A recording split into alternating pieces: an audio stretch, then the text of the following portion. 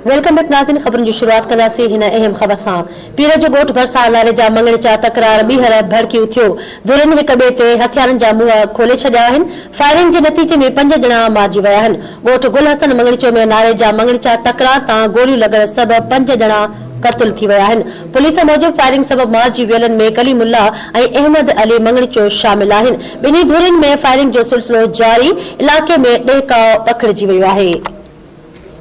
अवां खे अहम ख़बर ॾियूं पिया। पीर जो ॻोठ भरिसां नारे जा मंगणचा तकरार ॿीहर भड़कियूं थियो आहे। धुरियुनि हिक ॿिए ते हथियारनि जा मुंहं खोले छॾिया आहिनि। फायरिंग जे नतीजे में 5 ॼणा मारिजी विया आहिनि, जॾहिं त ॻोठ गुल हसन मंगणचा में नारे जा ऐं मंगणचा तकरार तां गोलियूं लॻण सबबि 5 ॼणा क़त्ल बि थी विया आहिनि। पुलिस मूजिबि फायरिंग सबबि मारिजी वियलनि में कलीमुल्ला ऐं अहमद अली मंगणचो शामिल आहिनि। ॿिन्ही धुरियुनि में फायरिंग जो सिलसिलो हिन वक़्त ताईं जारी आहे ऐं इलाइक़े में ॾहकाउ पखिड़ियो पियो आहे।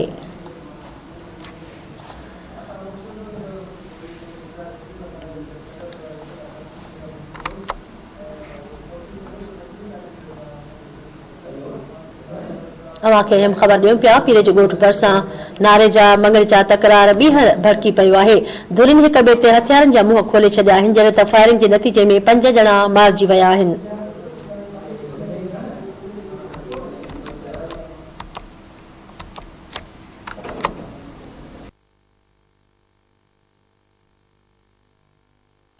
पीर ॻोठ खां धरती टीवी न्यूज़ जो रिपोर्टर इस्माइल जागीरानी हिन वक़्तु असां सां लाइन ते मौजूद आहे।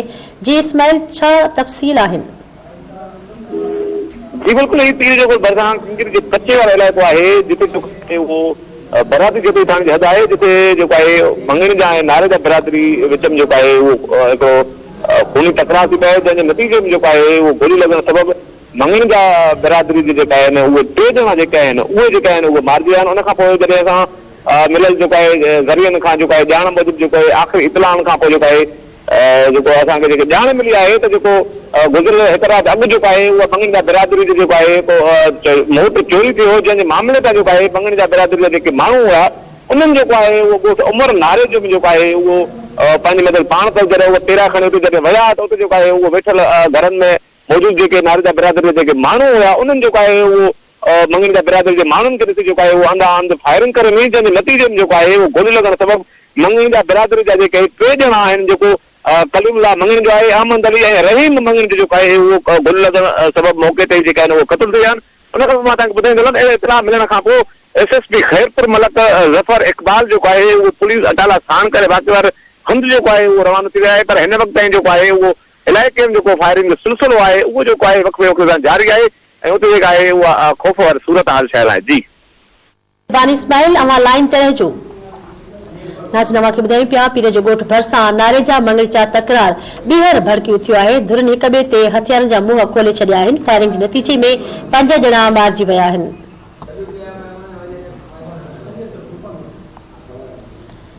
अहम ख़बर अवां खे ॾियूं पिया। गुल हसन मंगणचो में नारे जा मंगणचा तकरार तां गोलियूं लॻण सबबि 5 ॼणा क़त्ल थी विया आहिनि। पुलिस मूजिबि फायरिंग सबबि मारिजी वियलनि में कलीमुल्ला ऐं अहमद अली मंगणचो शामिल आहिनि। ॿिन्ही धुरियुनि में फायरिंग जो सिलसिलो जारी आहे।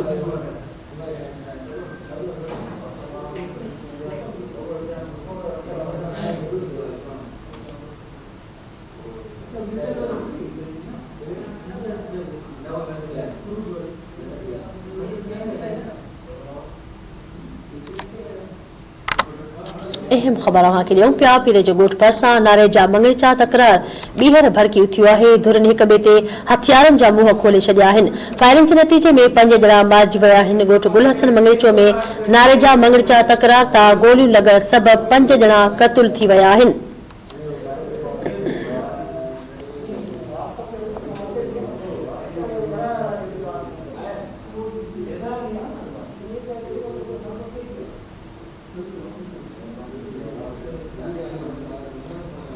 नाज़रीन, अहम ख़बर अवां खे ॾियूं पिया। पुलिस मूजिबि फायरिंग सबबि मारिजी वियलनि में कलीमुल्ला, अहमद अली मंगणचो शामिल आहिनि।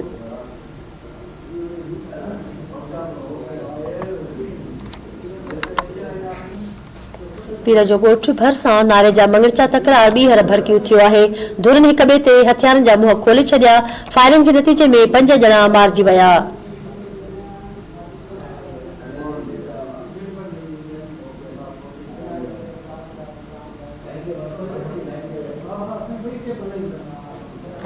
नासिन अवां खे ॿुधायूं पिया गुल हसन मंगणीचो में नारे जा मंगणीचा तकरार तां गोलियूं लॻण सबबि 5 ॼणा क़तल थी विया आहिनि। पुलिस मूजिबि फायरिंग सबबि मार्ची वेलनि में कलीमुल्ला ऐं अहमद अली मंगणीचो शामिल आहिनि। ॿिन्ही धुरियुनि में फायरिंग जो सिलसिलो जारी आहे, जॾहिं त इलाइक़े में ॾहिकाउ पखिड़ियो वियो आहे।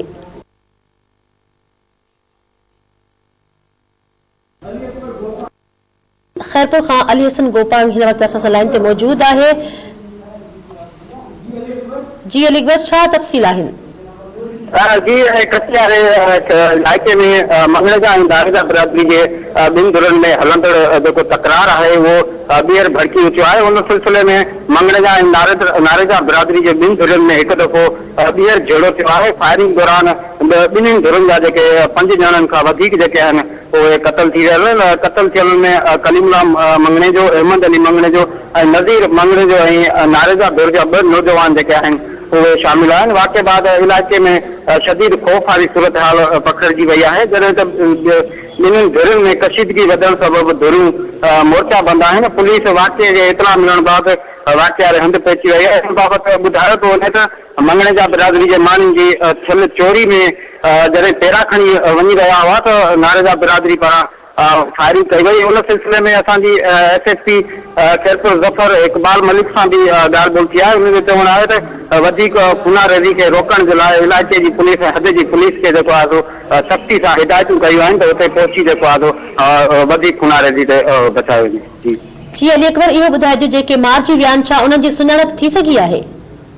जी जेके मारिजी वियल आहिनि हुननि में कलीमुल्ला मंगणे जो, अहमद अली मंगणे जो ऐं नज़ीर मंगणे जो जेका सुञाणप आहे उहा थी वई आहे। जॾहिं त 2 ॼणा जेके ॿुधाया था वञनि त उहे नारेजा बिरादरी जे माण्हुनि जा ॿुधाया था वञनि नौजवान, उन्हनि जी सुञाणप न थी सघी आहे। जी वॾी महिरबानी अली अकबर अपडेट करण जे लाइ।